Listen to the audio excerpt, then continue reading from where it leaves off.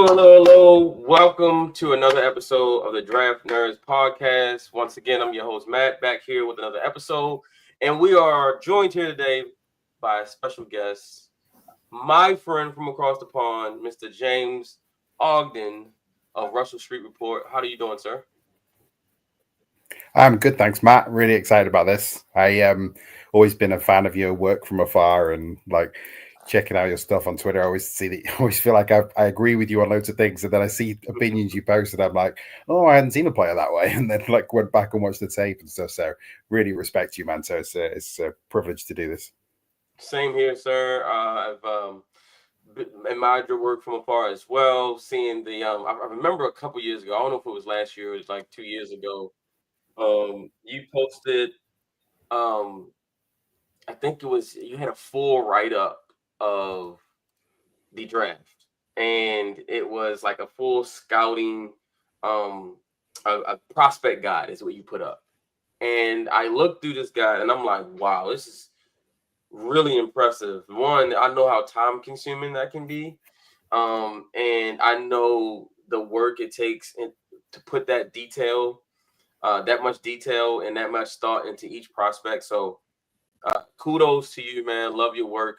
Um, a little bit about Mr. James here. Again, he's from the UK. We're going to get into that as well. 15 years now as a uh, draft scout, evaluating prospects. You also are working with Russell Street Report. You are you say you did a lot of self studying. Um, doing your own reports. So let's talk about that first. Like, how did you get into the draft? What made you start to dive into this world of like doing your own scouting and writing your own reports? Well, I think the first thing to say is that I didn't being in the UK, like I engaged with the NFL from like when I was a kid and watched the NFL, and then but I didn't know college football existed when I was a teenager. Like, I had no idea. Just thought the NFL was the only American football that got played in the world, and then I went to university to college myself, and I played the sport at college, and it like don't that's not not as impressive as it probably sounds to an American audience. Like it was not a very high standard, and I wasn't very good. So like it's not great. But what we did do was we were quite a reasonably sophisticated offense for what you find in the UK in terms of playing American football.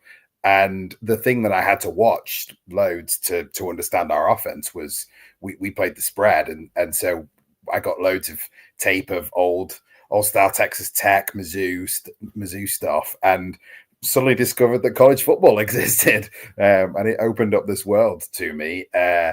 And sort of then started to engage with the draft, and then realized that this was something that I really, really kind of enjoyed.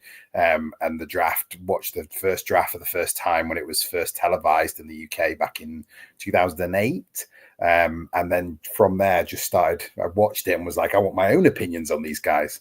So started watching prospects and sort of self-taught a little bit through just consuming as much content as I could to try and understand what you should be looking for. And then about 5 years ago, I went and studied at the Scouting Academy just to get, because I wanted to just learn more and do it at a better level, really. Yeah, so it's so interesting, right? Like to see how much the game has grown overseas, and how so many fans across the world have gravitated um, to the NFL, and how it's now bringing people together that would that otherwise would not meet each other. Like me and you and I would probably never cross paths if it wasn't for the NFL, right? And so that's the beauty of the game being grown and being broadcast in different places, and allowing a place like Twitter, which is a melting pot for all of society, to be able to conversate and connect. And so I do know the Ravens are near and dear to your heart. Tell me Yeah. about that. How did you become a Ravens fan? Like in the UK, I get it. There's no team there, so it's like everyone kind of picks their team. How did the Ravens become your team?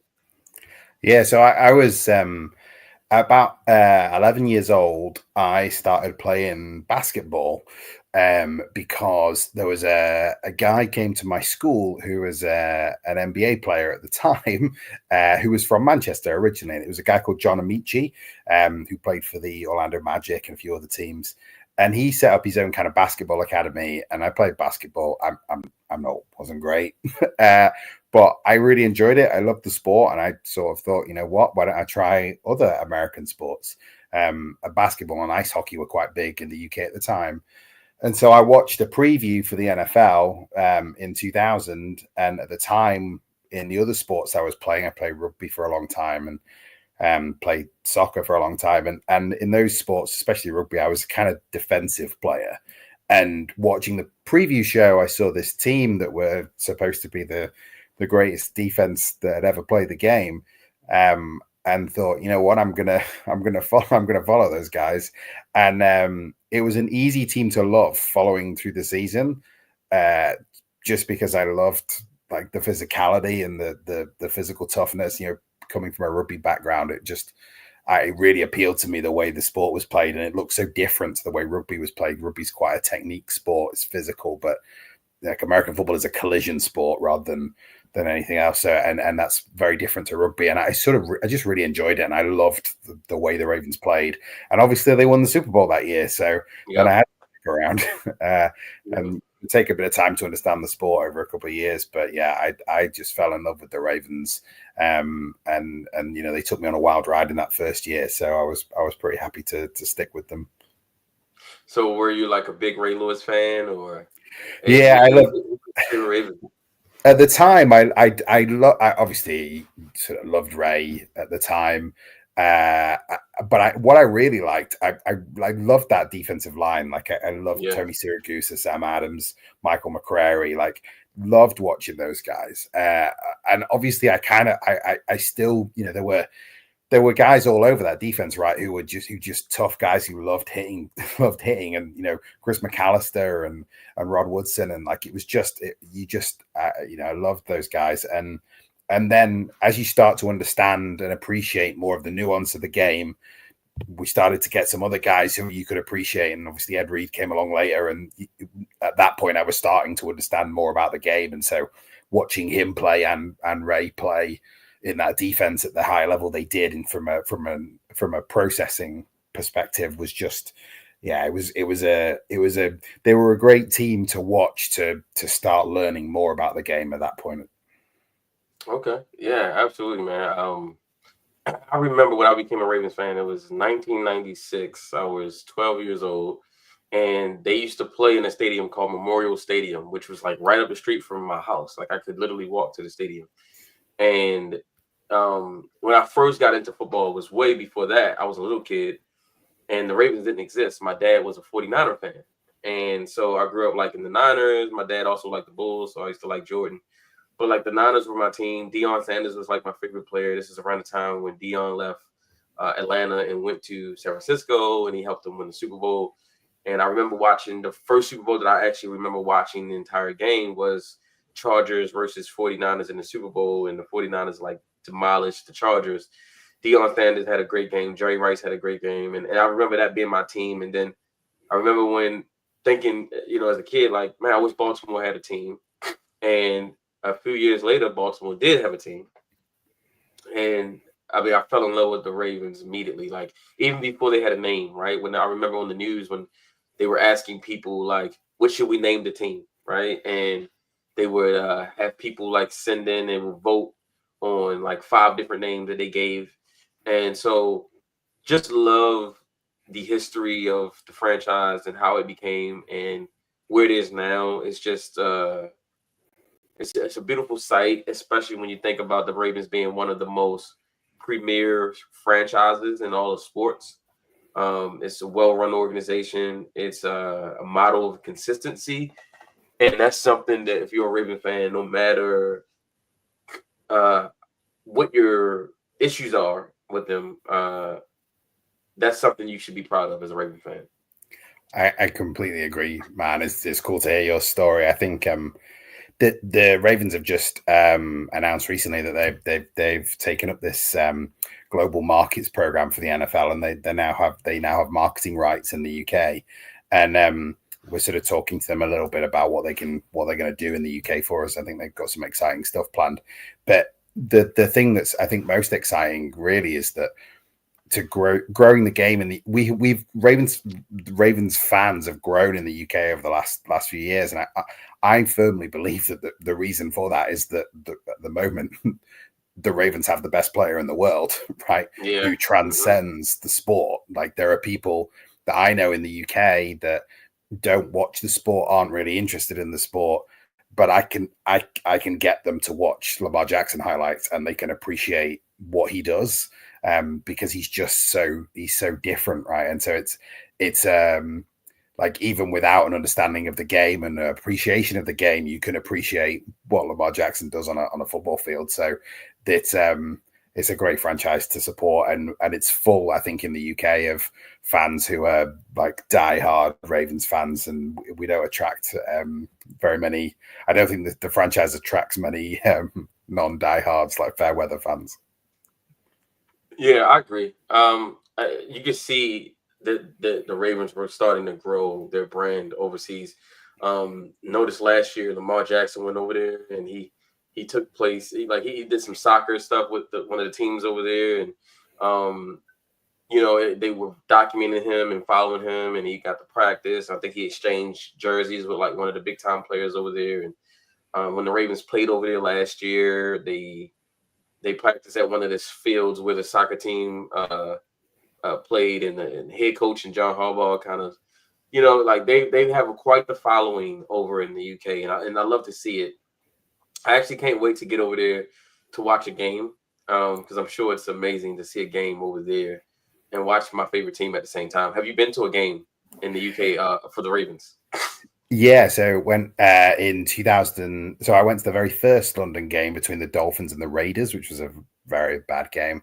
I think in 2008, 2007, 2008. And then, so lucky enough to see the Ravens twice in the UK. The first one, not so lucky because it was that terrible game against the Jags back, I think it was like 9 years ago now, where it was the Ravens came over like a day before and got absolutely beaten to shreds by the Jacksonville Jaguars, and then was obviously lucky enough to go watch them beat the Titans a couple of years ago, and we had a load of great events that we put on as an official UK Ravens fan group. We had a big event on the Saturday in a big bar before the game, and then we had on the Sunday before the game we had took over a brewery in London near the Tottenham Stadium and had a big sort of Maryland style tailgate before the game, and then the game was great too. So that's been great. But I've been over quite a few times to Baltimore and seen the Ravens in Baltimore and a little bit on the road as well. So I've like been very lucky to be able to go and watch them a few times at least anyway. Oh, you're on mute, Matt. Oh, my bad. Man, I love that. So what part of the UK are you in? So I live in the Midlands, which is just basically in the middle. I'm originally from Manchester up in the north, but I live in a city called Nottingham in the Midlands, which is about an hour and a half from London. Oh, Nottingham. Yeah. Okay. I'm familiar with Nottingham. Okay. Awesome, man. Like, so as you guys can see, like the game is just so global, and like to see someone like yourself who's like all the way across the pond connected, and we're both, cheering for the same team. And then, so how did the relationship with Russell Street come about? How did you end up writing for them? Yeah, I think so. I basically wanted to. I started putting out some content a few years ago where I started sort of basically just putting some of my draft stuff that I've been doing for 8, 9, 10 years myself, just in my own little world. Started putting it out there and into the world on Twitter, and got picked up sort of by a few people. Michael Crawford was the first guy to sort of notice me and retweet me and push me out there a little bit. And Cole Jackson was really kind as well. And Dev Panchwar, and then Tony Lombardi, who runs Russell Street Report, saw my stuff and just asked me if I wanted to contribute some to Russell Street Report. And so I started writing quite a bit. I wrote the Battle Plan series for a couple of years, which is like a really in-depth preview, schematic preview of the games, which I enjoyed doing for a while. And they've been posting my prospect profiles for a few years now, as well. So that's been really cool. And they've been really, really nice to me over the years. And when I've come over to Baltimore, seen guys and met with people, and that's been great. So, and obviously I also do the UK Ravens podcast, which is a lot of fun. Yeah, absolutely. Absolutely. UK Ravens podcast. If you have not seen it, check it out. It is a fun watch. All right. So I understand that you are getting ready to put your in-depth analysis of guys and prospects that you think fit best with the Ravens. Have you started that already? Yeah, so it's coming out. It'll come out on Thursday next week. So I've got little less. I have a reasonably full-on job, so I don't manage to. How many I manage to do usually fluctuates each year, depending on how busy the job is, the day job is, and it's been pretty busy this last year. So it's not as in depth as previous years, but the guide should get you through the first 2 days. For picks that I think are likely to be Ravens picks, looking at sort of a really in-depth, I do like a summary and projection about a player. I give you a comp from Ravens past draft classes for the player. Then I do a full kind of breakdown evaluation and then a projection of how I think the player will fit with the Ravens and what works there. That's probably like a really in-depth report over the course of about 30 players that I think could be the first round pick, and then some less in-depth reports going on for the sort of get you through day 2, specifically looking at how these guys will fit with the Ravens and how it'll work for them. So that's what it'll be. It's about 50,000 words, so it's pretty in-depth. It's a long read, but hopefully it gives people a good indication of what these players are like and how they'll fit with the Ravens. Awesome, man. I love that. James, can you give me 1 second? I just have to let the little one out. Give me 1 second. No problem.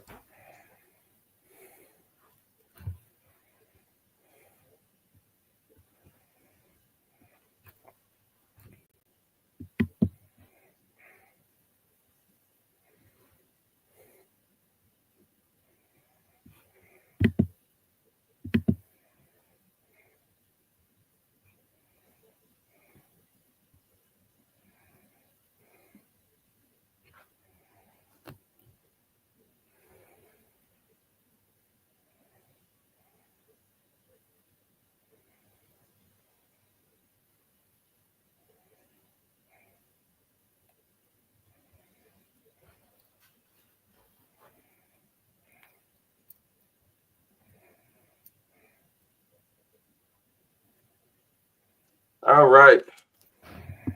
And I'm back. Hey, man. All right. Yep. All right. Little one is off. At least for right now. So yeah, man. So I love the UK, the connection to the NFL, the UK Ravens. Shout out the UK Ravens. You guys represent, always come in my spaces, always comes in She Talk space. Always say good perception of what it's like to be a Raven fan or just a football fan or American football fan in the UK. What it's like to have a favorite team over there, and to be able to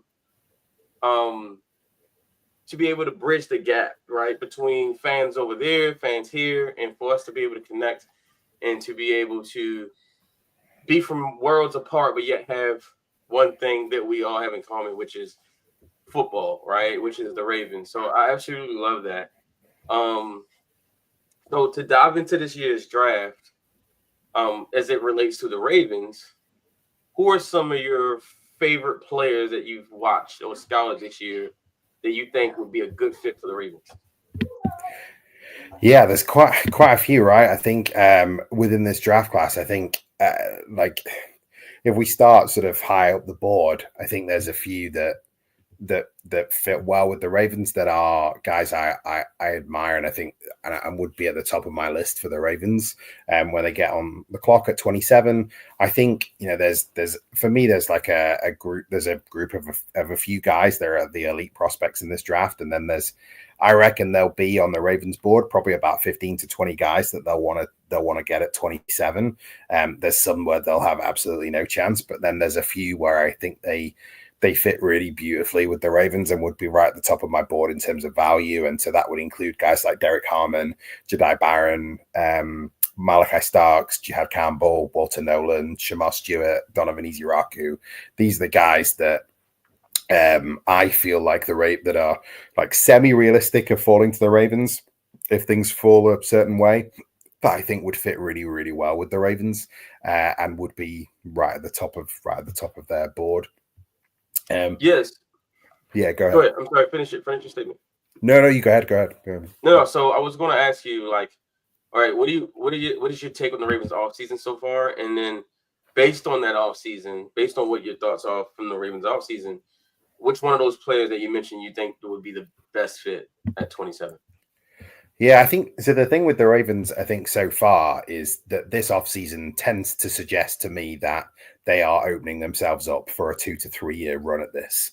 Lamar is about to be at the height. I mean, he already is at the height of his powers, and we don't know what'll happen in the future. You don't know what'll happen with injuries or anything like that. And I think they've got that, like, they're relying on this 2 to 3 year window now where I think they're going to try, and you can see it through some of the things that they've done, the void years that they're adding to contracts, the fact that they spent the money on Ronnie Stanley and didn't go into the draft wanting to try and find a left tackle. They wanted a solid left tackle that's going to play right now, and so spent the money on Ronnie.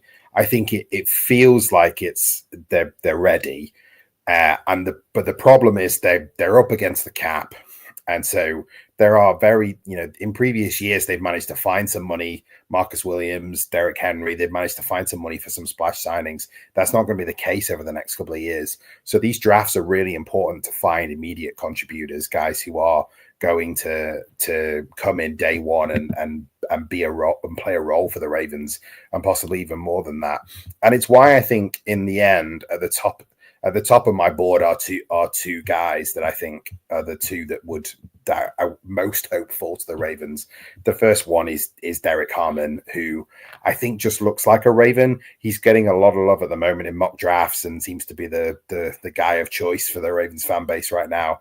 And that to me just tells you that the Ravens fan base is pretty clued up and understands what they're looking at, because Harmon is an absolute beast. You know, he is a guy who the Ravens will be interested in because of his frame, because of his athletic ability, because of the way he processes the game. He's a really highly intelligent guy, and the little details in his pass rush are the things that are really impressive to me. The way the plan he has as a pass rusher is really impressive. But he's got toughness, he's got versatility. He ticks all of these boxes that the Ravens look for in defenders in general, but especially on the defensive line. I saw him play across the Oregon defensive line with a high degree, like with a high level of responsibility within the scheme. And this game that you just flashed up now against Ohio State, this was one of his best games. And Chip Kelly cooked up a really chaotic running scheme in this game, and Derek Harmon just seemed to know what was coming all of the time, and they found him incredibly difficult to get blocked in this game. And he is a guy who I think if you add him now, he comes into the defensive line and makes a difference immediately as a pass rusher, because that's how skilled he is as a pass rusher. But he can also play the run. He's a complete player. And so what you're doing is, lots of people would want the Ravens to add a really dominant edge rusher. And there might be a guy there at 27 that can turn into that guy. But what you could do by adding Harmon is just add another guy who gets to the passer on the interior, and you create real problems for opposing offenses. And I think he really fits the way the Ravens set their defensive front now, which is pretty creatively. So I'm a big Derek Harmon advocate. I think he would be a great pick at 27. And then the other guy, which I'll let you talk about Harmon if you want, but the other guy I'd want to talk about is Jedi Barron as well. Yeah. So Derek Harmon, love him, right? I don't know about you. I'd be curious to see what your comp is for him. Who your comp is for him. But for me, matter of fact, who is your comp for him? I want to see if it matches what I'm going to say. I really struggled with Derek Hartman because I don't think when you start thinking about just so that my comps this year, I really restricted myself because my comps this year were just guys that the Ravens have drafted, not guys that have been on the team. So just guys that the Ravens have drafted. And I couldn't not think of a guy who fit really well for Derek Harmon that the Ravens have drafted. You start thinking about guys that the Ravens have had, and you're like, oh, it could be this guy, but actually he's not quite that. He's not. So Yeah. I had to go with a mix. So I was like, Okay. if you mix the best bits of Arthur Jones and Brandon Washington, Like it. Brandon Brandon Washington. Williams, sorry, with you get Derek Harmon. Like he Yeah. has the pass rush upside that you got through Arthur Jones, but he also Mhm. plays the run with the same level of competency that you saw from Brandon Williams. And so I kind of had to do that mix of a comp for Harmon. I love it. Actually, my comp for him is Chris Jones. I think when Yeah, you look at his ability to play the run and rush the passer equally, that's Chris Jones, right? And yeah, when Chris Jones came out, he was he was like the same as far as the way he was uh, coveted, I guess, to coming out of the draft. Like he wasn't like just slam dunk Kate Miss prospect that he turned out to be. He was kind of like Derek Harmon. He was kind of like that guy, no man's land, where people like him, but it doesn't seem like anyone's just like in love with him, especially not the media. And so you don't see this groundswell of attention for him. Meanwhile, he'll land on a team like the Ravens late in the first round, and he'll go on to be a multi-time Pro Bowler. And people will be saying, "Well, how the heck did the Ravens get Derek Harmon in that draft, right?" And it because the Ravens value things that other teams don't. Is the reason why we draft Kyle Hamilton a safety in the first round. It's the same reason why we draft Linda Baum a center in the first round. It's the reason why we go and get Patrick Queen a linebacker in the first round, or we trade for Roquan Smith. Is because we value the things that other people don't, right? We value when everyone's chasing for non-premium positions. And I broke this down in one of my spaces. I broke it down like this. Excuse me. When everyone's chasing after the premium positions, right? Like wide receiver, edge rusher, left tackle, uh, cornerback, right? What that does is it pushes all the non-premium positions down. So instead of like at 27, the Ravens drafting, say, the fourth best edge rusher, right? They're drafting the number one safety. They're drafting the number one defensive tackle. They're drafting the number one center, right? 2022, while everybody was trading up to get the wide receivers in that draft, right? Jameson Williams and Chris Olave, and you're talking about Drake London, and all of those guys who went in that top half of that first, right? Johan Dotson, all those receivers got pushed up. Even Treylon Burks got picked up high because the Titans traded AJ Brown. So all of those players got pushed up. And a guy like Tyler Linderbaum, who's now a perennial All Pro, was just sitting there in the back half of the first round. And it's because he plays center. It's the same reason why in every mock draft leading up to that draft, oh wait, take this. Yeah. It's the reason why. It's the same reason why um every the mock draft leading up to, I think it was a 23 class, where um Brian Branch was mocked in the first round of every draft in every mock draft during that time, right? And then all of a sudden Brian Branch falls to the second round to Detroit. Right, and everybody's sitting there. How did Detroit get Brian Branch in the second round? It's because he plays a non-premium position, and everyone is chasing after the premium. And so the Ravens get the chance to pick the highest player on the board at that non-premium position because everyone else is like trading up for quarterbacks, wide receivers, and edge rushers and left tackles. That a center falls, or a top guard falls, or a top safety falls, or like last year they just kind of let the board fall because there was this groundswell of offensive players last year. You had 5 quarterbacks, I believe, that went in the top half, right? I think it was McCarthy, it was Bo Nix, Drake May, Jaden Daniels, and Caleb Williams, right? We got 5 quarterbacks. Then I think we had 3 or 4 receivers. I think it was Malik Neighbors, Marvin Harrison Jr., Brian Thomas Jr., and then you also get the tight end Brock Bowers, right? So look at that many offensive players getting picked that high. It naturally pushes down the defensive players, and then you get a Nate Wiggins at 30 when every mock would have told you no way you're getting Nate Wiggins at 30, right? Even though I did project Nate Wiggins to the Ravens at 30, a lot of people wouldn't have saw that. They wouldn't have seen that happening, right?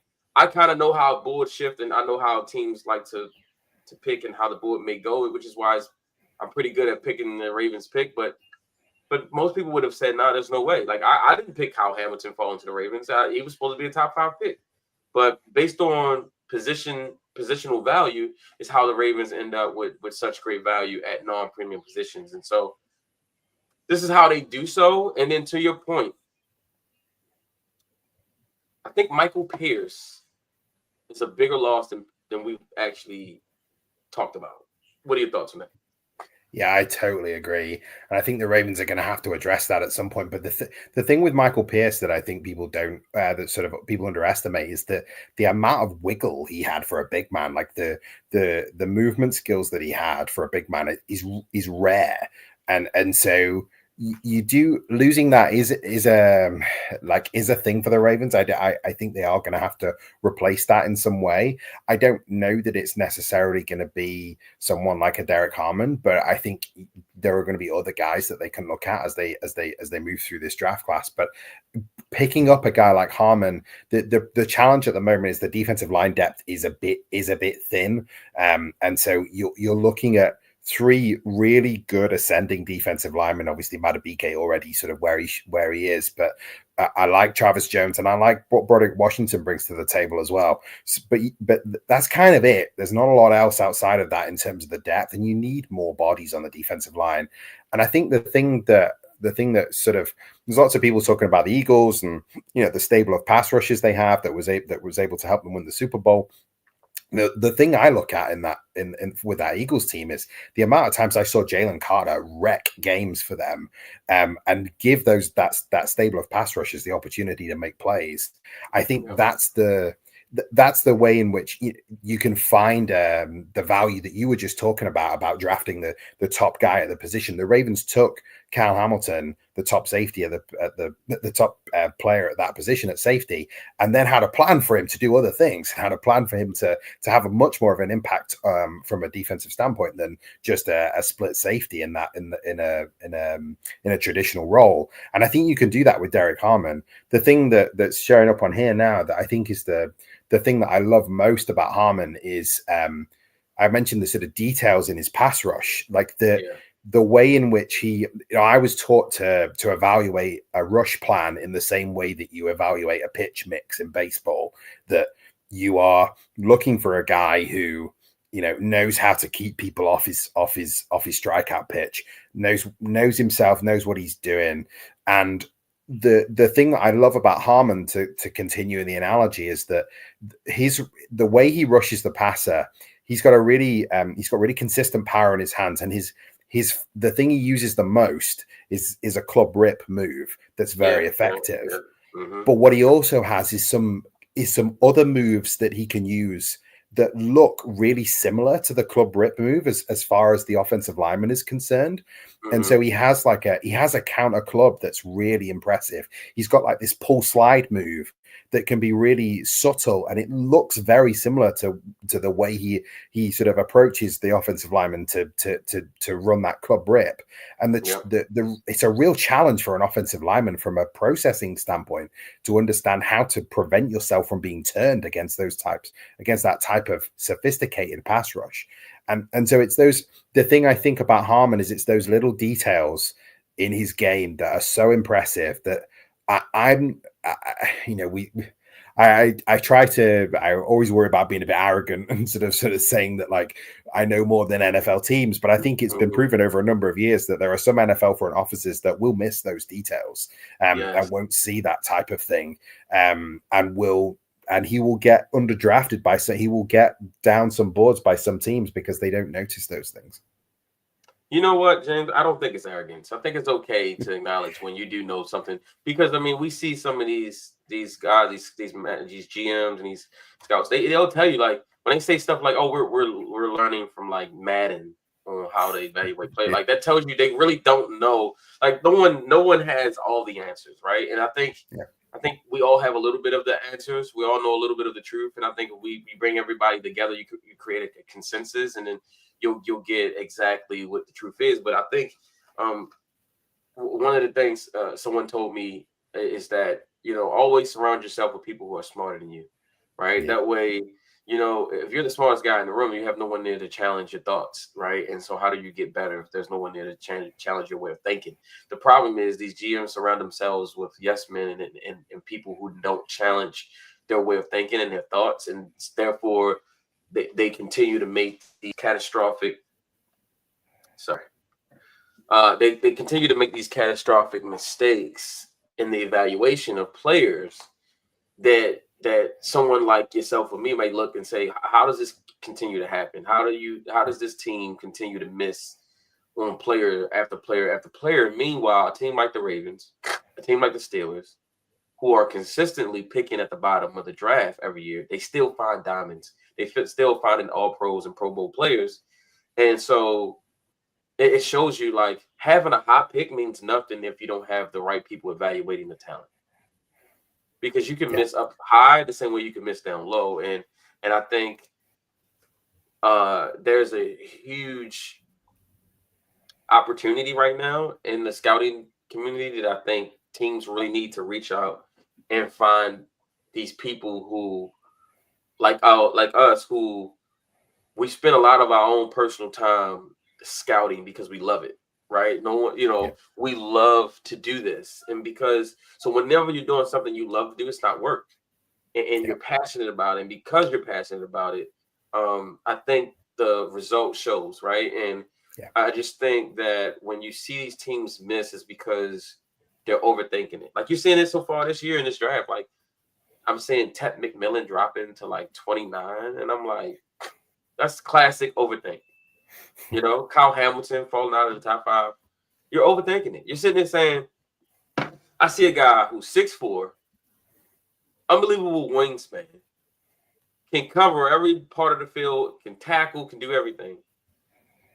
But I'm not going to draft him because he's a safety.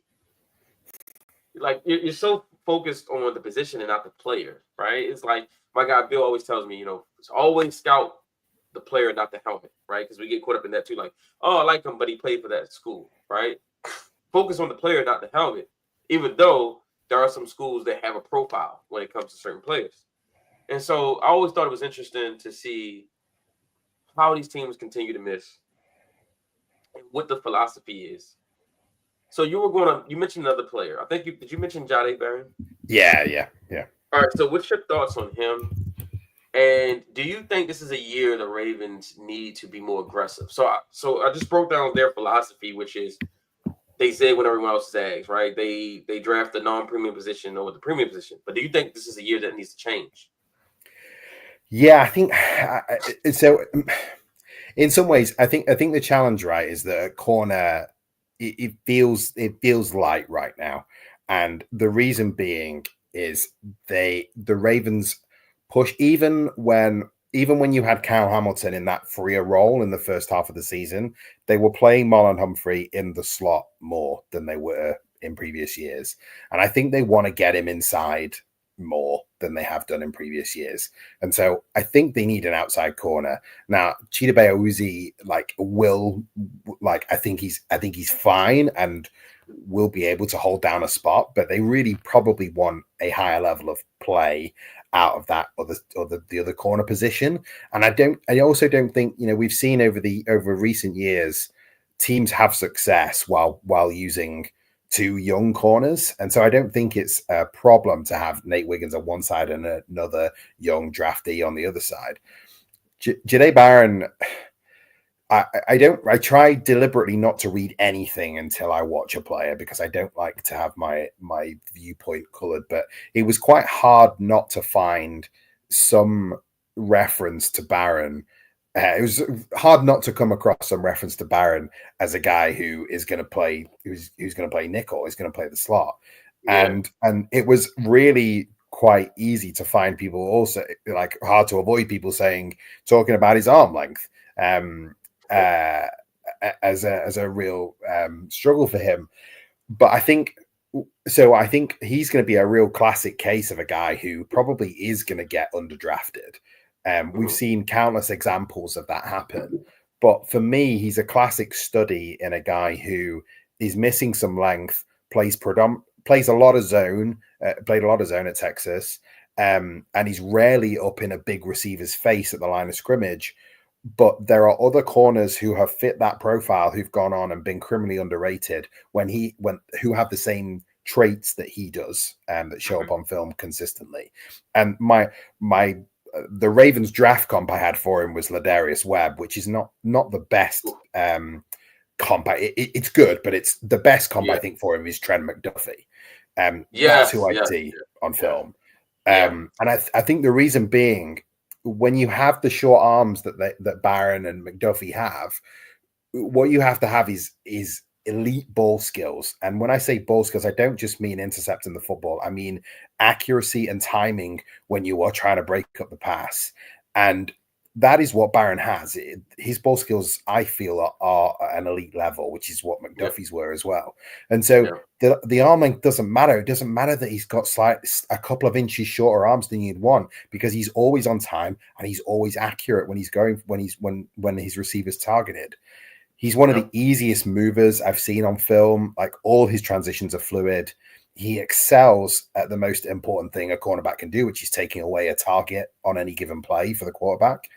And the other thing about him is the way he processes the game. I just think he's one step ahead of every other player on the field because of how quickly he reads the game. I think he steps in as a starter on day one. I think you're gonna. Like, I have seen him struggle a little bit against elite play strength, and so you're gonna have to think about how you deploy him against the likes of Jamar Chase in the AFC North. If you're going to have to ask him to press with a jam against a guy like Chase. But I'm not worried about that. I think that the thing about it for me is that I think he can play inside. I think he can play outside. I'm pretty sure I would project him as an outside corner that could also play a bit of inside. And so you get a situation there where he and Marlon Humphrey can actually play in tandem a little bit. And they can slowly make that transition for Humphrey, because you can play Barron inside and out. So I'm a really big fan of Jahdae Barron, and I think I'm going to be really surprised if he's there at 27. Plays a premium position. The only thing is the arm length, and there'll be some NFL teams who have those red line minimums on arm length for corners. That'll mean he falls a bit. So it'll be interesting to see what happens. But I really like the kid. I would be shocked if Jahdae Barron is there at 27. I mean, I'll be completely shocked because, well, I was going to say this. I'll be shocked but not surprised, only because he shouldn't be there. That's why I'll be shocked. But the surprise wouldn't be, because, I mean, we watched Nate Wiggins and Quinyon Mitchell both fall to around this spot last year. Yeah. Excuse me. If I'm not mistaken, I think Quinyon went at 27. Yeah, I think 27, he did, and Nate went at pick 30, and then Cooper DeJean didn't even go in the first round at all after he was mocked in the first round the entire pre-draft process. So if he is there at 27, it'll be because of his height and because of his arm length, and Ravens will be more than happy to snatch him up and make him a Raven. I do agree with you. He has the versatility to play in tandem with Marlon Humphrey. So when you do play a team like the Bengals, who have the bigger trees on the outside, you can move Jahdae in the slot and to play that matchup game. You also have the safeties and Kyle Hamilton and Darius Washington for this year to be able to help out when we may have a mismatch, so to speak, where Jahdae's matched up on a bigger receiver. You do have the 6'4" safety to kind of help out. I also think they're going to draft a safety this year, so I think back to that 3 safety look where they can move Kyle around more and put him more closer to the line of scrimmage where he can make more plays. So I think that like Jahdae absolutely reminds me of Trent McDuffie. Like, that's my comp for him. straight ball skills, straight skill, speed. I can't remember what his 40 was. I think he ran 4.27 or 4.3. Unbelievable athlete. I think he'd be a slam dunk pick. So my other part of the question was, do you think this is the year the Ravens need to be more aggressive? I think so. That's how I feel about it. I don't know that they will. I think there's they run so much scenario planning and working out how this works. I was lucky enough last year to get to go to the castle to record a podcast and got a bit of a tour and spoke to some people, and like I think you can tell that the depth of thinking that goes into it, and I think if you play out enough scenarios, you can see that someone falls to them. And I think they prize draft picks so much that I'd be surprised if they trade up. I think there's a lot of people sort of saying they're not going to make all of the picks. I do see a path where they do make all of the picks. It's happened before when we thought that they would get rid of some, they would get rid of some to trade up. I think this is an interesting draft where you don't want to get stuck with the last guy that falls to you.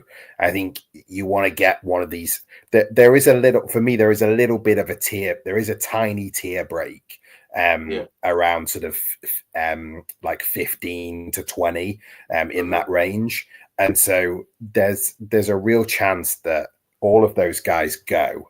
And then there's some really great fallback options for the Ravens, I think, in the first round, specifically on the offensive line, that they could pick up if they get in trouble. But I would, if I was Eric DeCosta, I would be giving serious consideration to a scenario where one of those more premium talents drops and you've got the only one left on the board and you try and get aggressive and get up for them.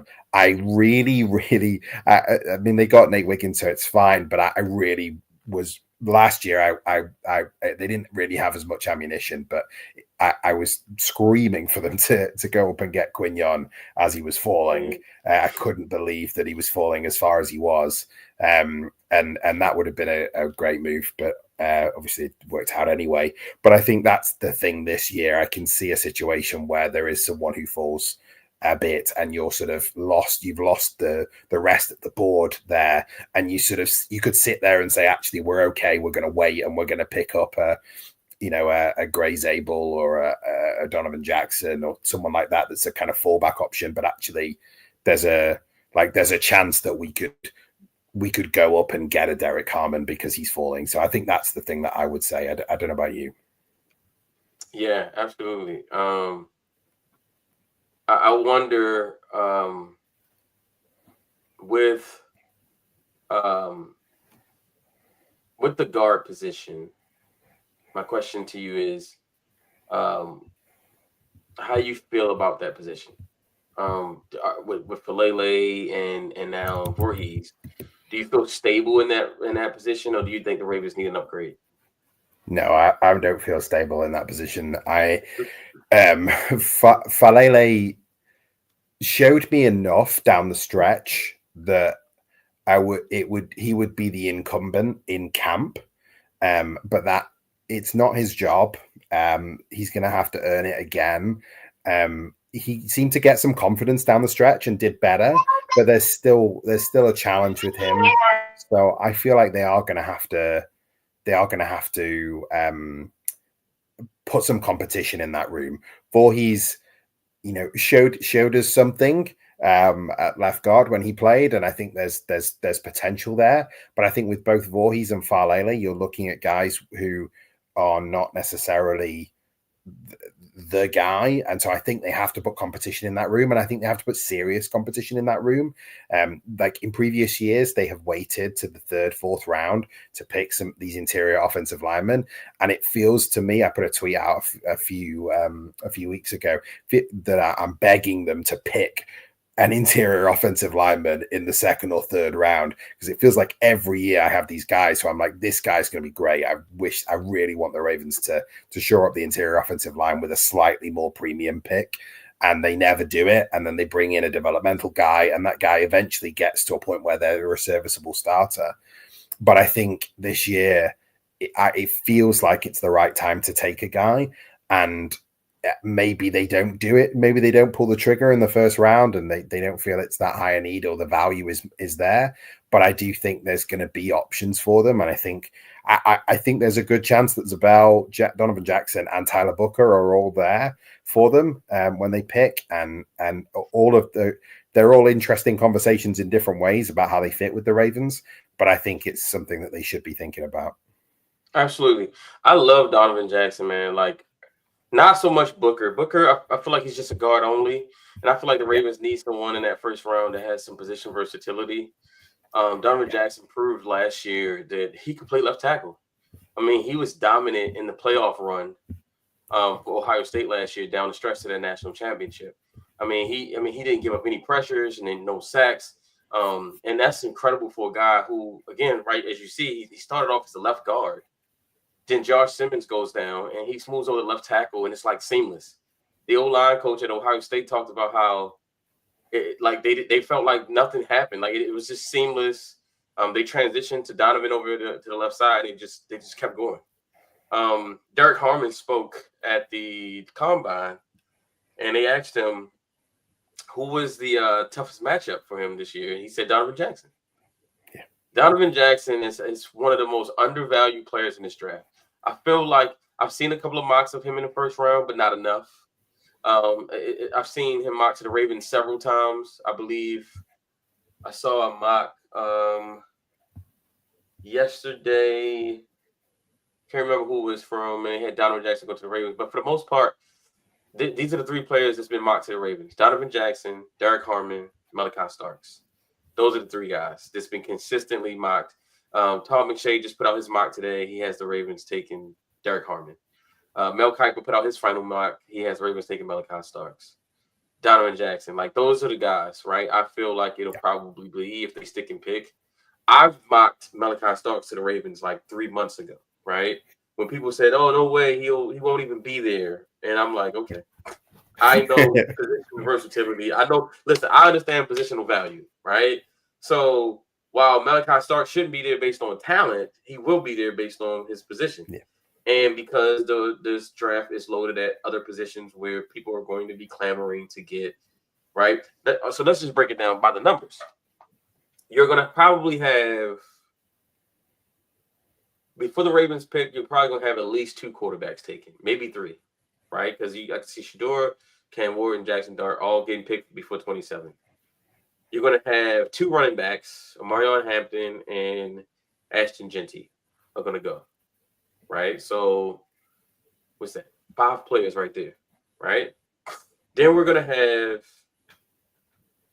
the stars of the draft, which I call Abdul Carter, Travis Hunter, Cam Ward, right? Those are the 3 stars or whatever, right? Cam Ward fits in the quarterback, so that's 3 with the quarterbacks.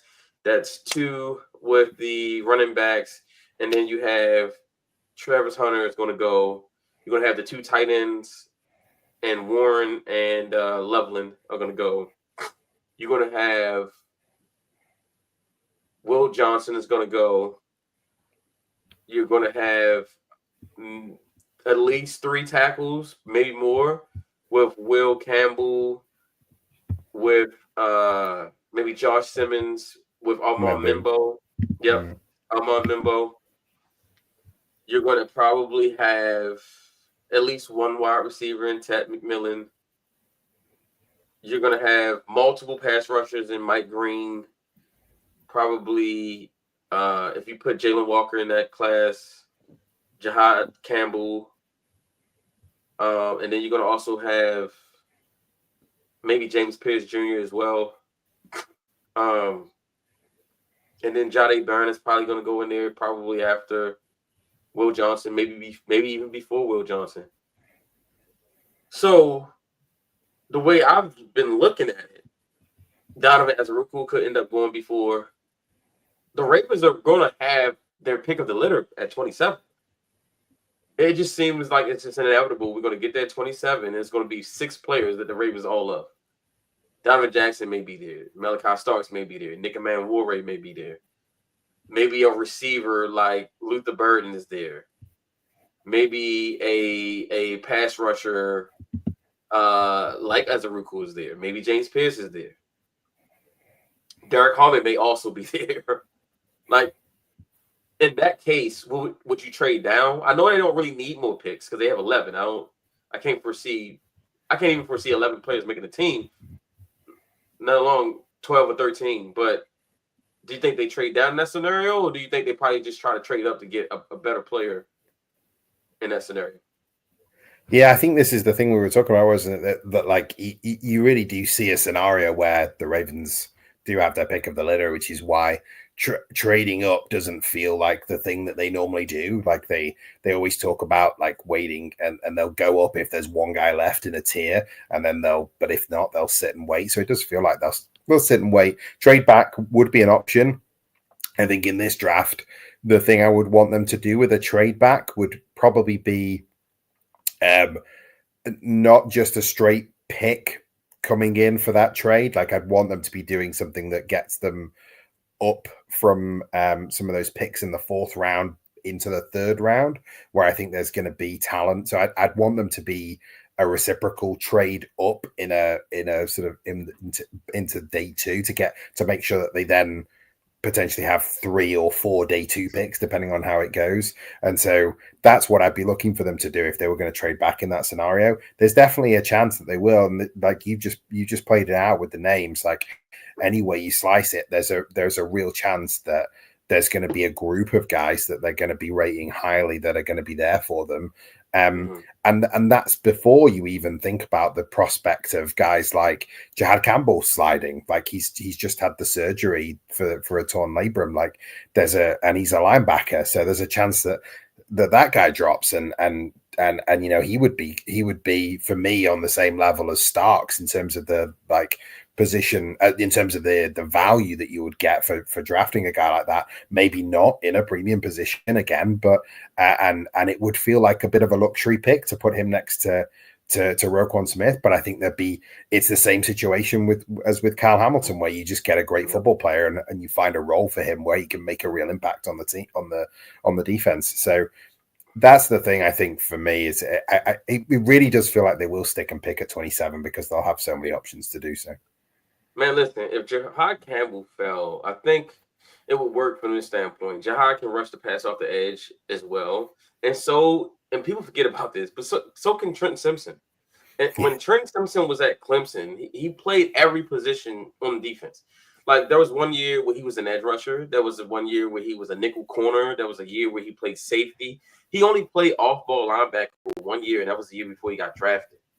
Like adding a Jihad Campbell or Jalen Walker, all it does is give you another chess piece to be able to utilize in tandem with Trenton Simpson to be able to mix and match and have one guy rushing here, one guy playing off, and you can swap them out the same way you would do Jahdae Barron and Marlon Humphrey.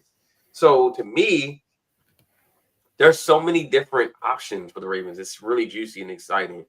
So as we sit here today, well, before we get to that, give me a round 3 gem, someone that you think would be a steal for the Ravens. Let's start. Yeah. The tough thing, right, with this draft is that I don't know who's going to go in round 3. Like, I think they're going to be teams are going to be all over the board on these guys. And so there's a number of guys that could be round 2 guys, but they could be round 3 guys depending on how people see them. The guy I think I want to talk about that I think is definitely around. Like I could talk about some guys I like Jordan Birch or Benjamin Morrison, but I think some of these guys are gonna I think they're gonna they have a great chance of going in the second. So the guy I would want to talk about that I think will definitely be a 3rd round pick because he's really weird is Ashton Jalati out of Louisville, who is a really weird edge rusher. Like he's a weird shape when you look at him, and he's 6'2", but he's 264 pounds. So he's quite thick, and he plays with a lot of play strength. And the 6'2" actually really helps him because he plays with real leverage all the time. So he's always maximizing his play strength. The thing I think with him is, I think he's a great example of a guy who um, he's playing that role that you see now in college, where they're asking guys that are shaped like him, who are really an edge rusher. They're a 7 technique. They are or a 9 or a wide 9. They're asking him to play 4-eye all the time when Yeah. they're playing Mhm. the 3-4-3 defense, Yeah. and it just doesn't suit him. It doesn't suit his game as a pass rusher. What's amazing when you watch him actually is that he will hold his own on the interior when he's Yeah. playing the run, because he plays with such great play strength. He's got great technique with his hands. But then what you can see is there is some pass rush there from him. Mhm. Like I think he has, when he's aligned further outside, and he can maximize the athleticism he has, because the guy is very athletic. Like Oh yeah. I think Yeah. he ran a 4.65 40. He had a really great 10 split, I think, if I remember correctly. And he Yeah. had some explosive jumps as well. So the guy's I think he athletic. surprises people with his athleticism. I think he surprises He does, like tackles when they're going up against him. I don't think they expect him to be so nimble and so quick for his I, size. I completely agree. And I think the thing for me is that he's a guy who, I feel like in a different scheme you would see him with a lot more sacks and a bit more love in this process. And I think you've got a chance there to get a guy in the building and put him a role that suits him more and get more production out of him. And so I think I think with him there's a real chance that you could get him in the building and just teach him how to, because at the moment he's had so little opportunity to use his athleticism as much as he could in college. I think you get him in the building, you put him in a role where he can actually use that athleticism a bit more. He's going to start to learn how he can put moves with his hands, and how he can set up and have his rush plan work. So I think there's a real chance with him that you get a bit of a steal and a bit of a gem. And I think he probably will be a 3rd-round pick, just because of, like I said, because of how weirdly shaped he is, the lack of production, and the different things. So Yeah, absolutely. What player from the last year's draft, the 2025 class, do you think will have the biggest jump this year? that's a really good question. I expect, I do expect Nate Wiggins to have a big jump next year. Yeah. I think what I saw from him this season was a guy who was what I expected him to be. Like I think there were things that I thought he needed. Like you've got a guy who's running a 4.2, and he's a long guy playing corner. He should be a he should be a top 10 pick, and there were reasons why he wasn't a top 10 pick, and that was because of some of the technique in his transitions, and some of the run support that he had in college. And I think what I saw was, like, I saw some good improvement on those things over the course of his rookie year. And I've seen some tape of him working out in the off season, which is really encouraging to see. I expect him to take another step next year, into being a top end corner. I think the thing for me is the Ravens clearly look for the X factor in all of this stuff that we do in terms of evaluating players. Is we don't know how they're gonna progress and develop over the course of their careers, and what is their growth mindset like. How are they put together? Are they actually going to do the work to be able to develop the things that they need to develop against? And I think with what you can see it on film a bit during college, Mhm. but once they get in the league, you can really see how much is this guy going to improve over the course of a year.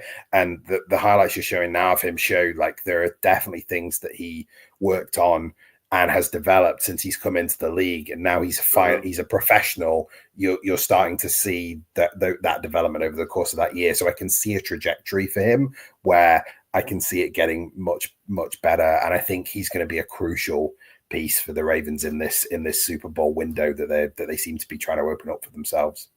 Oh, absolutely. I think Nate's my guy, man. Love Nate. Nate is he was the perfect pick. He might not have been the pick originally that Ravens fans wanted before the draft, but he is that player that we needed so bad. We needed another lockdown corner on the outside. Marlon is getting a little up there in age, and also um, we needed just like that A1 corner, right? Like that was when you look at all the Ravens Super Bowl years, they had that A+ lockdown corner. 2000, they had Chris McAllister and Dwayne Starks. 2012, they had Jimmy Smith, who was he was only a second year player. Um, and they had some other guys, but Jimmy was like really that guy, right? Darius Webb was there, but he got hurt before the Super Bowl, right? He got hurt during I think the regular season or something like that. But Yeah. they've always had legit corners when they were at their best. The unfortunate part about Nate Wiggins' rookie season, which was great, was that we had so many issues on the back end with the safeties. Yeah. It didn't even allow Nate to be at his best. He could have been even better than he was last year, because he could have played even more free, knowing that he has the safety help and everything, and the communication breakdowns wasn't happening. Once they put Kyle and now Darius back there, you saw the level of quality of play go up. Now that he has another season to get his NFL body and to be able to be in the system, and another year of his coach, Zach Orr, having more experience as a coordinator and knowing how to utilize these guys, I think it's going to go a long way into to the Ravens getting where they need to go. I think so too, and I think the thing for me was that I wasn't the rest of the draft class. I wasn't as high on. I think Roger Rosengarten. I think we got the development that you're going to see. I think you're going to see the steepest development curve for him through his first year.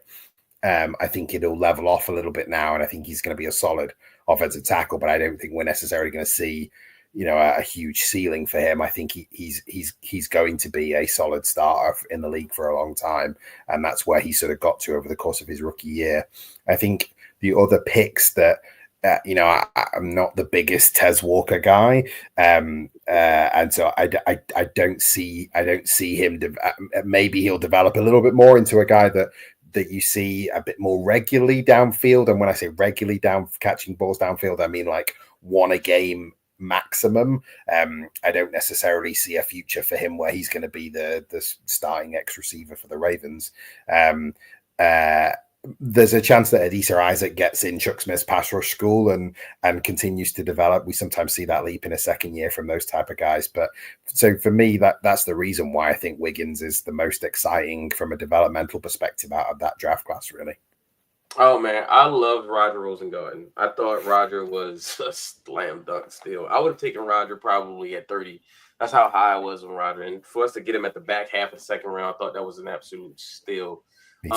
What people didn't know when I scouted him, a lot of casual people didn't know, was that Roger Rosengarten was the blindside protector at Washington, University of Washington. He was Michael Penix's blindside protector. Yeah. Before Penix transferred there, he was the left tackle. They moved him to the right side when Penix got there because Penix was left-handed. He actually cleared this up. I think he was on the podcast with Ryan Mink and Garrett Downing.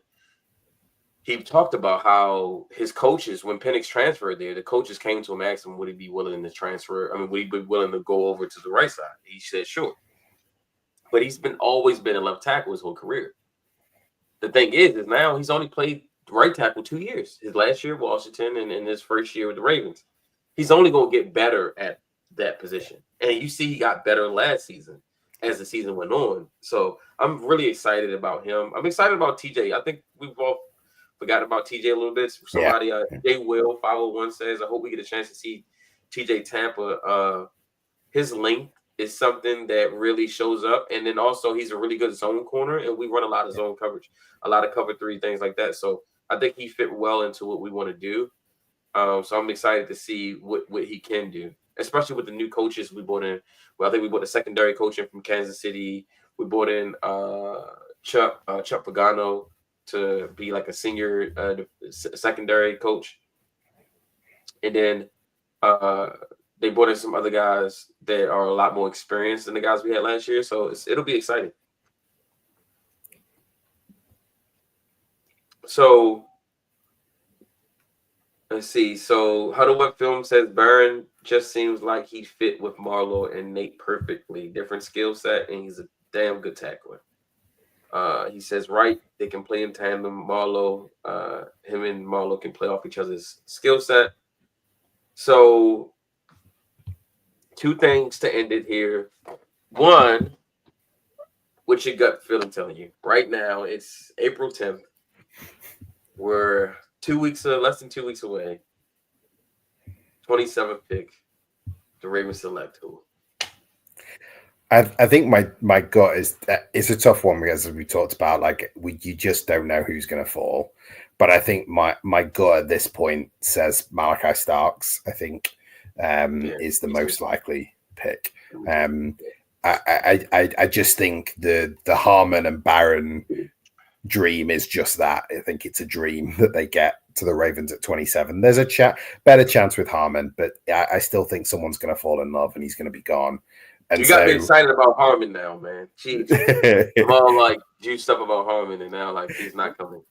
Yeah, I just feel like someone's gonna fall in love before the Ravens and he'll be gone. But I think Starks is a real good chance that he gets there. I think he's a hell of a a heck of a football player.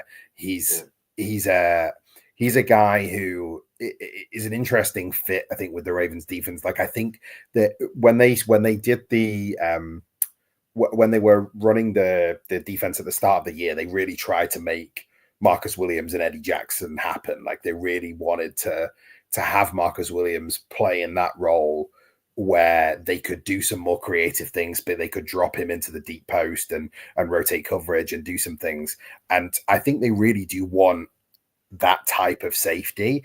And I don't think that Malachi Starks is that. Like I think he's more than that is the thing. I think with Starks, I think he's a guy who's a real versatile weapon that you can use. And so I think what you would end up doing is they would draft him and put him in the role that Kyle Hamilton played down the stretch last year in the second half of the season, and then free Hamilton up to play more of his 2023 type role. And so then you've got Starks and Ardarius Washington playing most of the split field safety roles, and then you've got Hamilton able to move around.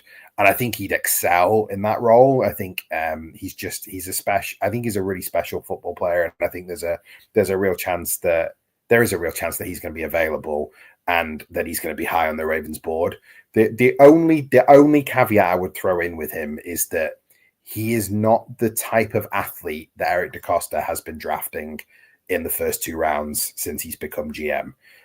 He would be a bit of an outlier from an athletics testing perspective. Now, that's not to say he's not an above average athlete. He is, and he's plenty fast. But in terms of the overall athletic profile, he's not quite what Eric DeCosta normally hits on in the first 2 rounds. So maybe there's a chance that he would be lower down. But it's a small sample size for DeCosta. He's not been in charge for that long. So maybe there's outliers to come. So that's where I am, I think. Yeah. So I mean, based on how Eric DeCosta sees things, Nick Manwari would be more of his preference because he loves gym rats. Like he loves guys who just look like they were made in a lab. But Malachi Starks feels like BPA, doesn't it? Feels like really best player. How do you feel about Manwari? I'm glad you asked me that because I was going to ask you that earlier. Mixed reviews on Manwari. I love the physical upside. Love the athlete. When I watch the film, I see a lot of second guessing, third guessing. I see a lot of indecision. I see a lot of lost. I see an athlete trying to play football instead of like a football player, right? I see a guy who just he hasn't figured out the mental part of the game yet. So he's just all athletic ability. I'm completely with you. And I think that mental side of the game translates to that indecision that you've seen, but I also think it translates into lots of areas of his game. Like I think you're gonna have challenges with him as an open field tackler because of the way he doesn't process the game quickly and doesn't create angles for himself as well as he could. I think you mentioned the coaches before, like the new coaching additions, maybe they feel like they can get him in and coach him up and really unlock a ceiling. But for me, I'm with you right now. I think like he's not he doesn't process the game at a high enough level. And I also think some of his transitions can be a little bit messy at times. So I think that indecision is a thing that worries me, and is a thing that for me has him further down the board and not necessarily a value at 27 for me. Yeah, same. It feels like we be drafting away again, you know? Yeah, I think that's the It thing. feels like we be drafting away again. Yeah, I think that's the thing. It would be a project, and one that they don't have to do. Like, they don't have to make that decision. Like, they don't have to take a guy like he's a safe. Like, Owe was interesting, was it? Because he's an edge rusher. You sort of and an edge rusher with those kind of traits falls you at the bottom of the first round. It's you can talk yourself into it. You don't need to do it with Iman Wari. Like. And so I think, and you're also, you've already got that athletic freak with the length and size in Kyle Hamilton. So, and Kyle Hamilton processes the game at a far higher level than Nick Iman-Wari does. So. Yes, that's what I'm saying. Like, the Ravens are in a Super Bowl window, and I feel like they need. They got 11 picks, but if they can come out of this draft with 4 or 5, just like difference makers. That would be what it takes. That would be what we need to get to the Super Bowl. I don't think having just 11 guys, like just guys, like I think they need difference makers. And Matt Warrior is a difference maker from a physical standpoint, but he's going to take 2 or 3 years to develop. Yeah. James Pierce is another guy where unbelievable physical traits, but he doesn't sometimes show a high IQ as a football player. He has one pass rush move. He's too finesse for a guy his size. I mean, you're a big, freakish guy. Like, you should have more than just finesse moves, you know? So I feel like Starks, even though Makuba's my favorite safety in this draft. Love Andrew Makuba. Yeah, love Andrew Makuba. But I feel like Starks, Jackson, or Harmon will probably be the pick that I would be most happy about. Yeah, I would. Okay, go. Sorry. No, go ahead. I was just gonna say I agree. What was your thoughts on DeAndre Hopkins signing with the Ravens? I thought that was really nice. Like, I think the Ravens really needed that extra body in the receiver room, and to get a guy like Hopkins at the price they got him for, I think some of the underlying metrics from last year show you that he's a guy that still has plenty left in the tank.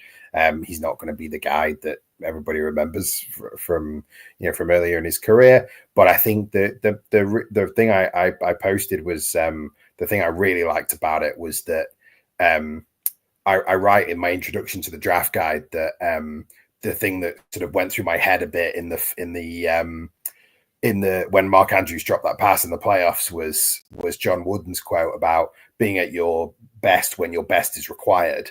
And that drop from Andrews in the playoffs epitomized his career in the playoffs, but also sort of epitomized some of the failings of this team in the playoffs in recent years, where they have not quite been at their best when their best was required.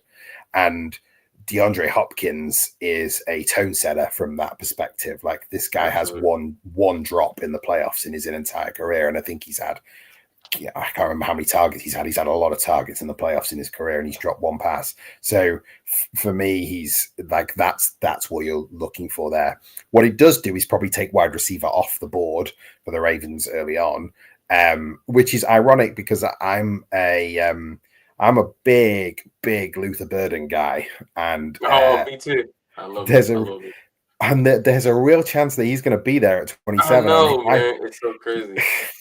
It's like, I don't understand. Like, he's the type of receiver you're not gonna you do not get that type of upside in a receiver at 27 very, very often, and he's going to be there because of how criminally misused he was in that Mizzou offense. You can just see a path for him being I think he could be a number 1 in the league, to be honest, but that's a little bit further away. But I think there's a real, like, he's great and he's quite high on my board. But there'd be this really awkward discussion if I was running the draft, where you'd be sort of saying, well, how does how do we get impact out of this guy in year one and maybe even in year two, when we've got the room we've got already. So it's an odd one, that given that the Ravens have been wanting receivers of that caliber to fall to them for years and years, and then this guy probably will. I was gonna say, man, it's like almost cruel, right? Because for years when we wanted a receiver to fall, they never do. And now in the year we're like, no, we don't really need a receiver. There's probably going to be a really good one there. The thing is, though, receiver is a sneaky important need because D-Hop is on a 1-year deal. Bateman is a free agent next year as well. Zay Flowers is up for an extension this year because he's already had 3 years in the league. Tyler Wallace is on a 1-year contract. And Tez Walker, you don't know what you got there. So while it looks like a really great room because there's a lot of bodies in there, there's a lot of short-term answers in there. Are they going to extend Bateman and Zay? We don't know. My guess right now would be no. I think they would extend Zay and they would let Bate walk and take whatever comp pick they get. Tez is still a question mark. Tylan Wallace is on a 1-year deal, and even if he wasn't, Tylan Wallace is depth. Yeah. D-Hop is a 1-year deal, but D-Hop is a guy that you don't want to have to depend on for 17 weeks plus the playoffs. You want to be able to rest him and keep him for the big moments because he is older and he has dealt with little nagging injuries throughout the last few years. And if he gets hurt, then you're right back to the same exact receiving core from last year, minus Nelson Aguilar, right? So I think wide receivers are really sneaky need. I think so too. And it's a funny conversation, I think, in the room where you like that there's definitely guys who I wouldn't forsake to draft Luther Burden. Like I'm not if Derek Harmon's there, if Barron's there, if Starks is there, if Jahad Campbell's there, if Shamar Stewart's there, even maybe if Donovan Iziraku's there, like I'm probably gonna draft those guys ahead of Burden.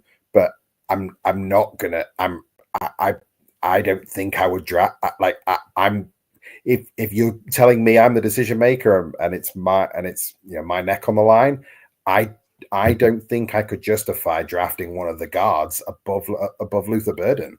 Like I don't think I could do it. Or safety. I mean, as much as I love Malachi Starks, if I could get Luther Burden in the first and somehow get Andrew Makuba in the third, like I'm doing that. I mean, look at this safety group. You got Malachi Starks, Nick Emmanwore, Xavier Watts, Kevin Winston Jr. You got, I think it's Eric Reed from Penn State. You also have Malachi Moore from Alabama. You have Andrew Makuba. Like there's safeties galore in this draft. You got Sanker from Virginia Tech, who I like a lot. There's so many safeties in this draft. Yeah. After Luther Burden, there's a significant drop at wide receiver.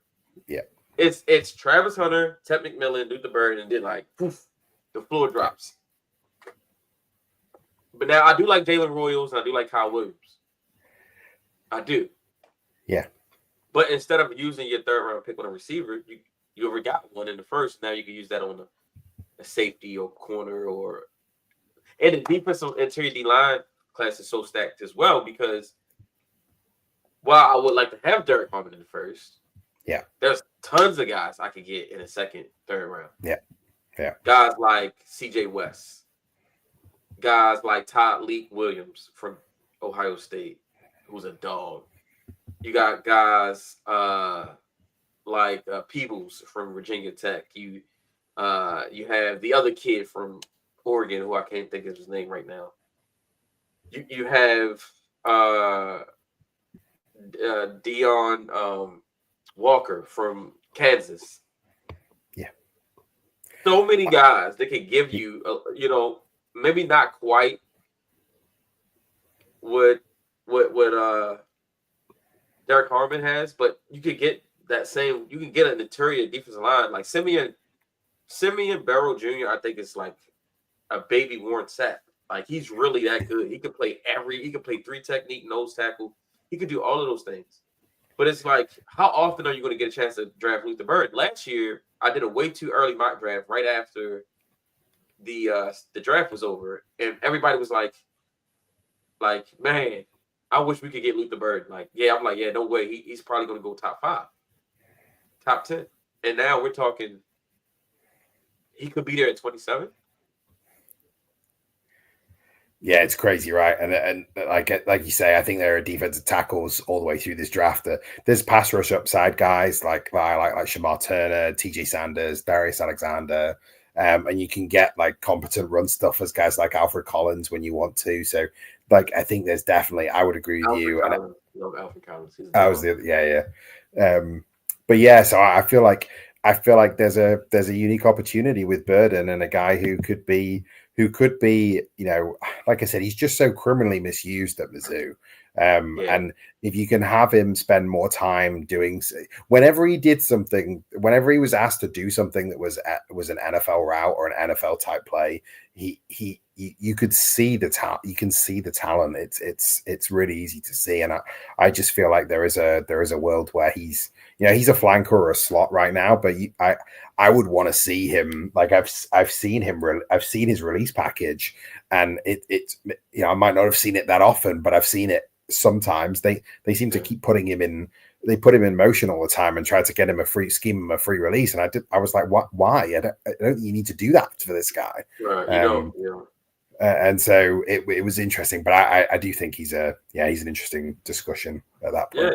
Yeah, Todd Monken would love him. I mean, Todd Monken loves to use Zay in those ways of motioning him and moving him around. And like, if you give him an extra guy that he can do that with, I think that makes a big difference. If we go back to last year when Zay went down, our offense completely changed. The dynamic of the offense changed, and I think it's part of the reason why we lost, because it almost felt like our offensive identity changed when Zay went out of the lineup. Yeah, we still had Bateman, who was really good, but it felt like we couldn't do a lot of the motion stuff and the misdirection stuff without Zay Flowers. So if you get another guy like Luther Burden, you can do multiple things, and if one guy is out, you don't really lose much, and your offense can stay on course and do what it does, right? So Jay Will says, I wouldn't be surprised if we draft a receiver in the first with the running back class. I wouldn't be surprised if we drafted a running back in the first 3 rounds, especially if they're using PPA. That'd be interesting.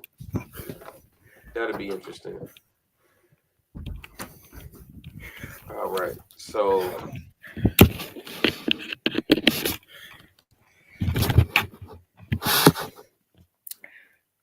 yeah, so Jay Will says, I wouldn't be surprised if we drafted a receiver in the first, and with the running back class, I wouldn't be surprised if we drafted a running back in the first 3 rounds. Yeah, because I mean, do you agree though? Like when Zay went down last year, it felt like the entire dynamic of the offense changed. It felt like even though Derek was still there and Lamar was still there, you still had Bateman, the tight ends. It felt like the dynamic of the offense changed, and it felt like we lost our identity a little bit, because a lot of the misdirection that they like to use to have you flow one way and then they run another way, that was gone because there was no one there to do what Zay can do. And a guy like Luther Burden would give you that.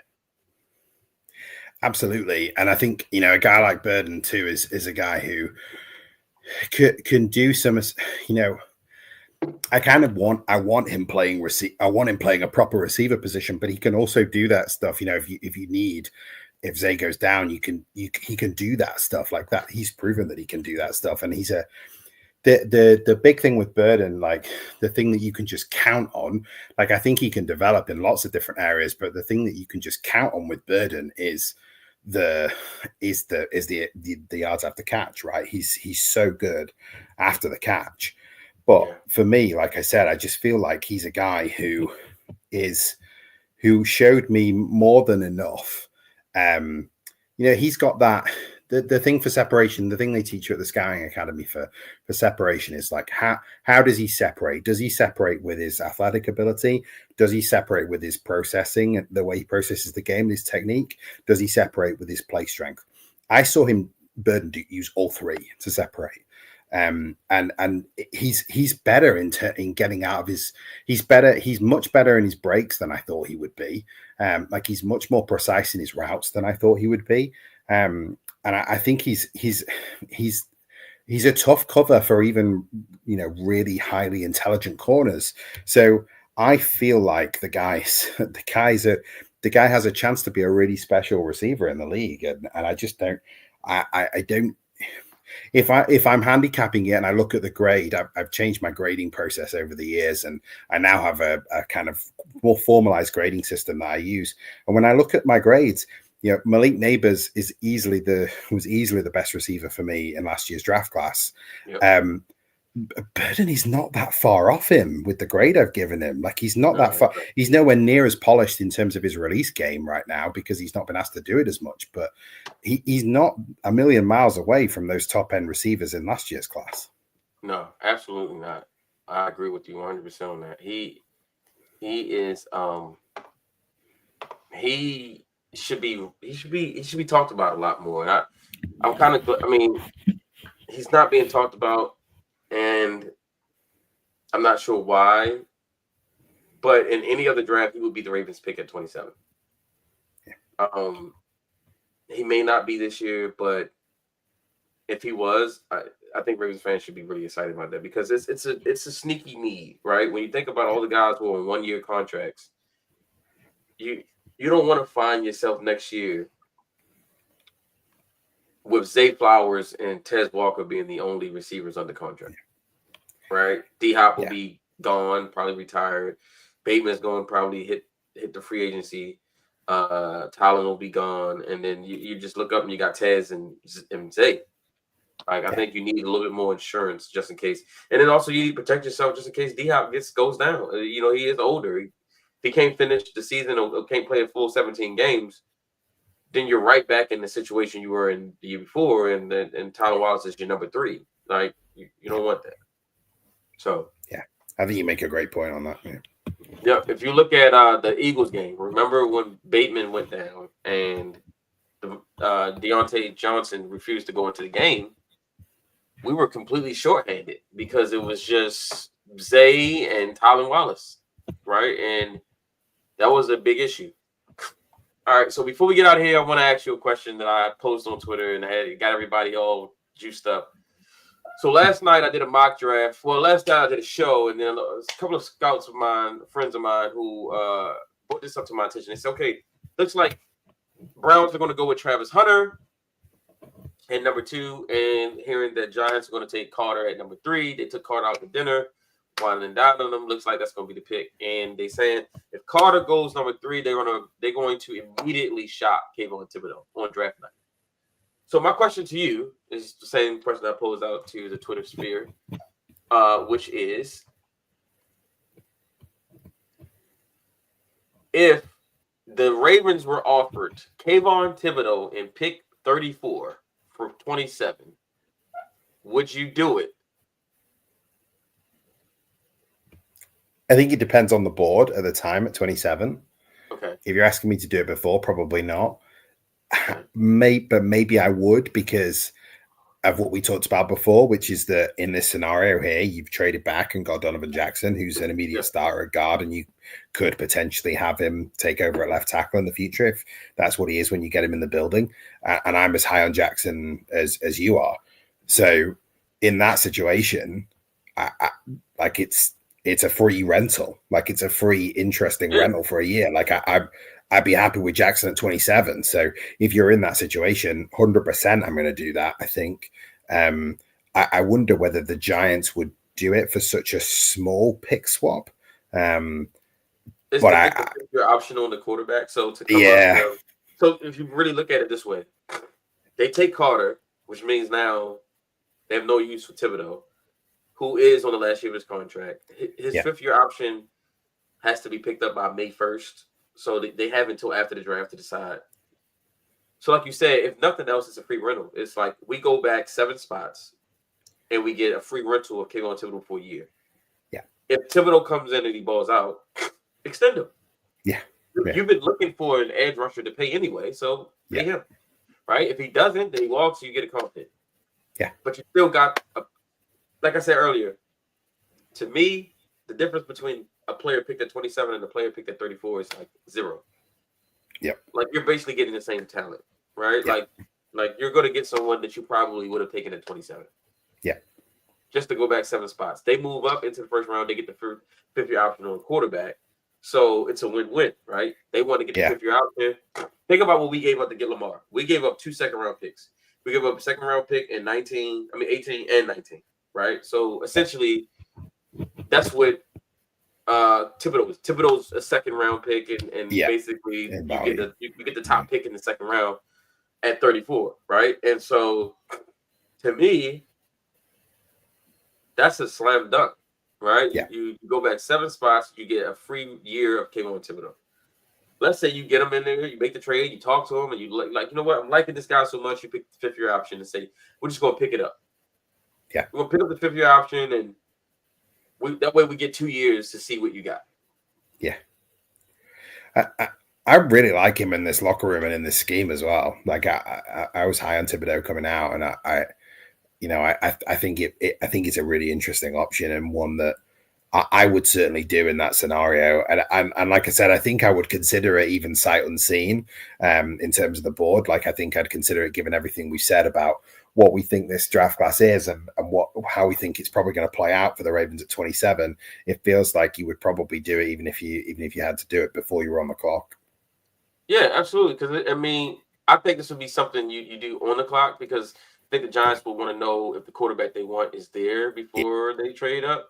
So that gives you even more assurances of knowing who's there, right? Like in this case, Donovan Jackson is still there and probably some other guys. So you trade back and you still get the guy you probably would have taken at 27. Yeah. You know, to me, it's a no-brainer.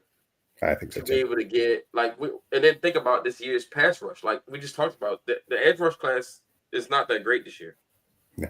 The interior D-line class is much better, but the edge rush class, I mean, if you don't get one of the top guys in the first round, like that's a significant dip in the second round, in the third round, the later round. So, yeah, Jay Will says Kayvon grew up a Ravens fan. I agree, he did. He I remember his draft class. He said that he was a Ravens fan growing up because his favorite player was Ray Lewis. Right. So, from a coaching standpoint, I think he'd be great. You got this is always last year, and then if you pick the 5th year option up on him, then next year will be his last year. But if he comes out there and he does what he's capable of doing, which in his second season he had 11.5 sacks. If he comes out and he does that, you pick up the 5th year. I mean, you extend him. Yeah, 100%. You know.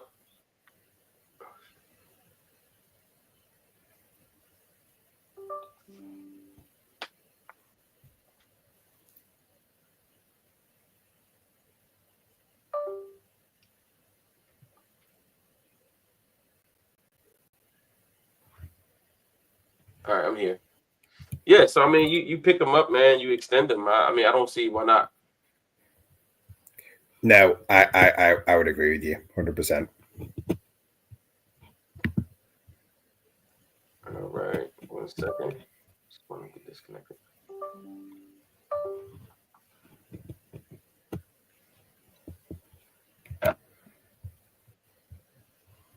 There we go. All right. Yeah, so I mean, I think it'd be. I mean, his upside is much higher than Owe.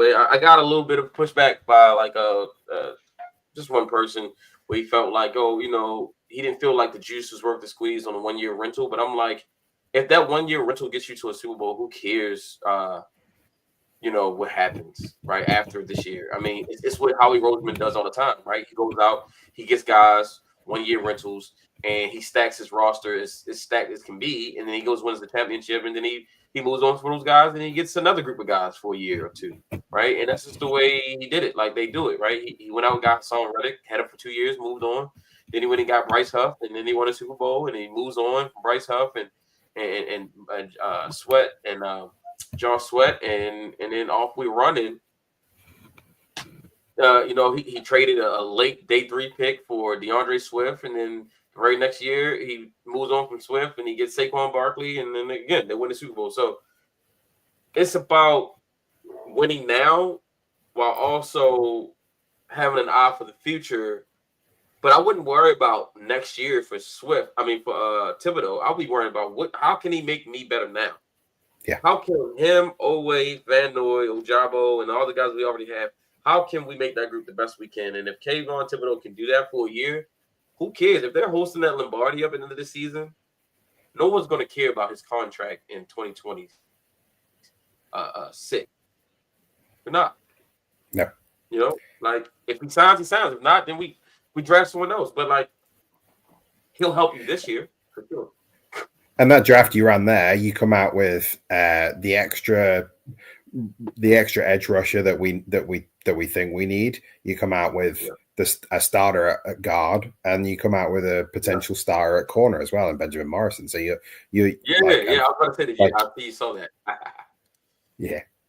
So yeah, that would be great. That'd be great. You get this right here. I mean, you get Donovan Jackson, Benjamin Morrison. Oh, Makuba as well. I didn't see Makuba. And Makuba, right? Like, and you Kyle got Williams. So the edge rusher, Kyle Williams. I mean, so the Stutzman's edge play a rusher role. Who Stutzman? Oh, you like Stutzman? I like him playing a role. Like I like him. I think the way to replace. Like I think I'm not necessarily like I think I would draft Jahad Campbell if he fell to the Ravens, but like I'm not rooting for them necessarily to draft Schwessinger, even though I really like Schwessinger because if we don't get a Jahad Campbell, I'd like to mix and match and get role players in the same way that they had last time. Like I would roll with Trenton Simpson, Danny Stutzman playing different snaps when we're playing different matchups. Like I would roll with the way that they rolled it last year, where they sort of had different players playing different snaps according to the matchup that you had. Absolutely. And then like Ollie Gordon, man. Like 2 years ago, Ollie Gordon was the best running back in the country. And like now he's like a perpetual day 3 pick. And I'm like, what happened? Like this dude, the way people view Ashton Genty now is how people looked at Ollie Gordon just 2 seasons ago. Yeah. I don't get it. Man. Todd Robinson is a dog from Nebraska, interior defensive lineman. He's a dog. Emory Jones is one of my favorite tackles. Simeon Burrow. But like I said, if you can get Thibodeau, he's the edge rusher that you were like that you're not going to get in this draft, right? And so you get him here for a year while also getting all the players that you probably would have taken anyway had you not made the trade. So it's like it's a free rental. You get 1 year of Thibodeau along with the same exact draft plans that you would have gotten anyway. Yeah, and you get to roll those guys out for a season and see if we can go get a Lombardi. Well, anywho, this has been great. James, listen, man, I love doing this. I can't wait till we meet again. I got to come on your side next time, come on your pod. This was awesome to sit and talk Ravens, talk draft with you. Why don't you tell the people, the viewing audience, right now we got 462 people watching us right now from YouTube, Twitter, UK, United States, across the pond, everywhere. They're all watching right now. We got 463 now viewers, and we have another few people on playback watching us as well. So let everyone know out there know what you got coming up, where they can catch you, where they can find you, and go ahead. Any plugs you got? Yeah, thanks, Matt. And like I would echo that. Just a pleasure talking draft with you. I knew it would be. So I really enjoyed it. Thanks, man. So I've got a draft guide coming out next week. It is it's not quite as in depth as previous years, but still pretty in depth and should get you through day 2 in terms of the potential prospects that the Ravens are going to pick and how they fit with the Ravens. That's coming out, as I said, next Thursday.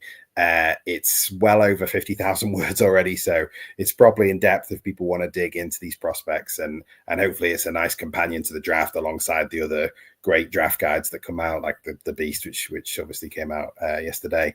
So look out for that on Thursday. It'll be on my socials at NFL Ogden on X. And at some point, I'll probably get on Blue Sky as well. And you can hear me on UK Ravens Pod every week and also read my stuff on Russell Street Report occasionally too.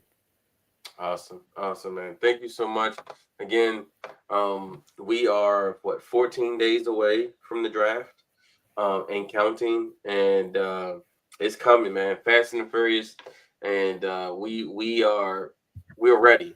All right, we're ready. We got you covered. Uh, UK Ravens, James Ogden has you covered for the first 2 days. I got you all 3 days. I mean, if you want to know who that seventh round draft pick from, Idaho State is, just, you know where to find me. We got you covered. Again, sir, thank you so much for coming on today, and can't wait to have you back on. And yeah, go Ravens, and I appreciate your time. Thanks, Matt. You too.